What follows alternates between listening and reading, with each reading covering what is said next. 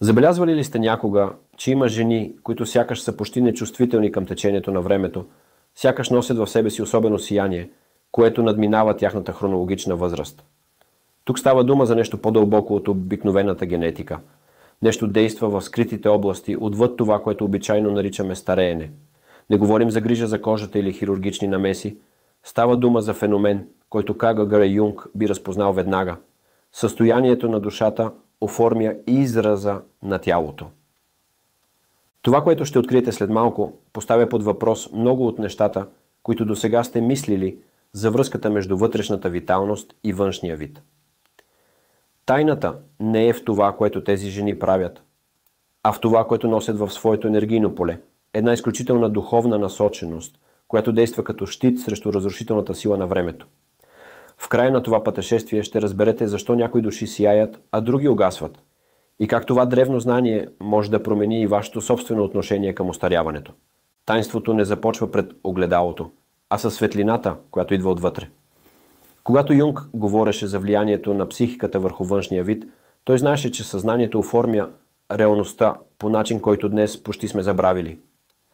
Някои жени носят в себе си вибрация, която действа извън конвенционалните закони на стареенето. Представете си жена, която преминава през пълна зала. Тя привлича погледите не чрез усилие или изкуствени средства, а чрез неописуемо излъчване, което сякаш огъва светлината около нея. Лицето й разказва истории и въпреки това изглежда свежо. Очите й разкриват древна мъдрост и в същото време блестят с детско любопитство. Това е архетипът на сияйната женственост, жената, чиято душа я поддържа млада. Юнг описваше този феномен чрез процеса на индивидуацията, съюз на съзнателното и несъзнателното, който води до душевна целост. Жените, които вървят по този път, често забелязват, че външният им вид се променя заедно с тяхната вътрешна метаморфоза. Те въплъщават това, което Юнг нарече вечния аспект на женственото, безвременна същност, която надминава биологичното остаряване. А в тях живее това, което Юнг нарече анима мунди, световната душа, която невидимо свързва всички живи същества. Те са се научили да се настройват към този космически ритъм. Личната им история отстъпва зад нещо по-голямо, вечно. Така потвърждават това, което мистиците винаги са знаели. Съзнанието оформя времето, а времето оформя тялото, което носи това съзнание. Тези жени имат общо умение. Те превръщат страданието в мъдрост, без да стават горчиви. Докато други се натоварват от разочарования, те преобразуват болката в светлина. Помислете за жена, която е претърпяла много загуби и въпреки това носи необяснима нежност в лицето си. Тя не е избягала от живота, а е практикувала това, което Юнг нарече активно въображение. Способността да работиш творчески и лечебно с несъзнателни съдържания. Така тя предотвратява вътрешните отрови, които иначе биха довели до преждевременно стареене, да пуснат корени в системата й. Древните гърци правеха разлика между Хронос и Кайрос. Хронос е линейното, механично време, на което повечето хора се подчиняват. Кайрос обаче е свещеното време, вечният момент, в който е възможна трансформация. Жените, които изглеждат загадъчно млади, живеят предимно в Кайрос. Хронос ги докосва само когато е необходимо, но никога не определя тяхната същност. Началото на този път е в това, което Юнг нарече среща с сянката. Онези части в нас, които бихме предпочели да скрием. Много хора губят огромна енергия, за да потискат тези тъмни аспекти. Това накрая се проявява в лицето, в стойката, в излъчването. Сияйната жена е сключила мир със своята сянка. Интегрирала я е, вместо да се бори срещу нея. От тази интеграция възниква това, което древните алхимици наричаха философския камък, състояние на вътрешна целост, което излъчва навън. Когато вътрешните конфликти престанат непрекъснато да изтощават жизнената енергия, тази сила се освобождава за регенерация и обновяване. Лицето се отпуска в своята естествена красота. Очите се проясняват, освободени от мъглите на вътрешните битки. Стойката се изправя, с истинска, а не престорена увереност. Но тук се случва още нещо по-дълбоко. Нещо, което е пряко свързано с самата природа на времето. Юнг разбираше, че психиката функционира според свои собствени закони на времето. Той нарече то синхроничност, значими съвпадения, които сочат към реалност отвъд линейната причинност.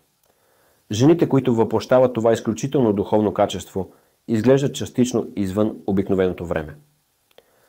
Те са развили това, което Юнг нарече наблюдаващо аз, част от съзнанието, която може да се дистанцира от ежедневната драма и въпреки това да остане напълно ангажирана. Тази вътрешна нагласа им позволява да наблюдават собствения си процес на стареене, без да се идентифицират с него. Парадоксален щит възниква именно от това, че съзнателно възприемат остаряването. То се забавя. Те остаряват като участнички, а не като жертви. С това е свързано и това, което Юнг нарече трансцендентна функция – мостът между съзнателното и несъзнателното, който позволява истинска трансформация. Това психологическо постижение създава своеобразен времеви мехур около тях, в който обичайните закони на стареенето действат по различен начин. Да, те остаряват, но в ритъма на развитието на тяхната душа, а не според безмилостния тик-так на часовника. Може би и вие самите сте срещали жени с безвременно излъчване, които ви карат да поставите под въпрос истинската им възраст. Те се движат с достоинство, което свидетелства за вътрешна работа. Душевните им рани са се превърнали в сила, а не в изтощение. Смехът им идва от дълбоки пластове. Мълчанието им носи мир. Присъствието им буди удивление пред скрити тайни. Науката едва сега започва да разбира това, което Юнг предвиждаше преди десетилетия. Изследвания в областта на епигенетиката показват, че емоциите влияят директно върху начина, по който гените се активират. Хроничният стрес ускорява клетъчното стареене. Състоянията на вътрешен покой и радост обаче подпомагат регенерацията. Дори теломерите, защитните краища на нашите хромозоми, биологични маркери на стареенето, реагират чувствително на нашето душевно състояние. Това, което Юнг нарече колективно несъзнавано, дава на тези жени достъп до неизчерпаем източник на обновление. Те използват архетипни енергии, които женствеността е носила от хилядолетия. Тази връзка създава нещо, което прилича на биологична благодат. Клетъчната регенерация протича по-бързо. Тялото остава младо. Жените, които са в витален контакт с себето, архетипа на целостта и смисъла, показват измерими разлики. Техният кортизол остава в равновесие, нивата на възпаление – стабилни, а механизмите за клетъчен ремонт функционират оптимално. Мирът на душата пази младостта на тялото. Това не е фантазия, а признание за едно дълбоко свързване между съзнанието и телесността, което Юнг изследва през целия си живот. Той осъзна, че психика и тяло не са отделни области, а две страни на едно цяло и че промяната в едното винаги влияе на другото. Юнг говореше също за религиозната функция на психиката. Под това той не разбираше институционална религия, а чувството за святост, което може да проникне в ежедневието. Жените, които култивират това чувство, се отнасят към телата си като към храм на съзнанието. Това благоговение ги предпазва дори на едно ниво, което днес бихме нарекли квантово. Сияйната жена е научила също това, което Юнг нарече изкуството на пускането. Да освобождава онова, което вече не й служи, без да се вкопчва в остарели модели. Тя знае, че всеки етап от живота изисква вътрешна смърт и ново раждане и преминава тези преходи с достоинство, а не със съпротива. Докато други натежават от емоционални бремена, тя практикува съзнателно пускане. Тя запазва само онова, което подкрепя растежа на душата й. Всичко останало оставя зад себе си, преди да се врие в линии и сенки по лицето й. Това освобождаване се отнася и за чужди очаквания и социални роли. Юнг нарече това персона маската, която носим в ежедневието. Който се идентифицира твърде силно с нея, попада в твърди модели. Сияйната жена носи маските си леко, като дрехи, които се сменят според сезона. В психиката й действа онова, което Юнг нарече автономния комплекс на вечното женско. Вътрешна структура, която работи независимо от съзнателната воля, но винаги служи на най-висшия растеж. Този вътрешен принцип я предпазва от закостеняване, когато жените изгубят цикличната си, регенеративна природа и се ориентират само по линейното време. Чрез трансцендентната функция тя я открива трети път, отвъд противоположностите на младост и старост, красота и разпад, смисъл и безсмислие. В нейно присъствие се усеща, тази жена е в приятелство с времето. Тя не се бори срещу него, тя танцува с него. Да, възниква поле, в което другите чувстват как тежестта на времето за миг става по-лека. Юнг би разпознал в нея архетипа на мъдрата жена. Не като стара вещица, а като живо въплъщение на безвременната мъдрост. Тези жени са задълбочили достъпа си до колективното несъзнавано, до вечното женско, което непрекъснато се обновява. Несъзнаваното постоянно уравновесява твърдостта на егото, чрез сънища, възприятия и интуиции. Така те остават в хармония със своя истински път на развитие и избягват духовната вкаменелост, която иначе ускорява остаряването.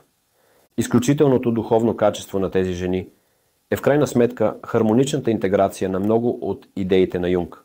Те са постигнали онова, което Юнг нарече съюз на противоположностите, равновесие между мъжките и женските енергии в самите тях, интеграция на светлина и сянка, приемане на сила и уязвимост. Тази вътрешна сватба действа като психологическа алхимия, която преобразява всичко, до което се докосне. Лицата им се превръщат в живи мандали, символи на вътрешна целост, които Юнг разбираше като естествен израз на себето. Симетрията на чертите им не е резултат от генетичен късмет, а от равновесие, постигнато чрез съзнателна вътрешна работа.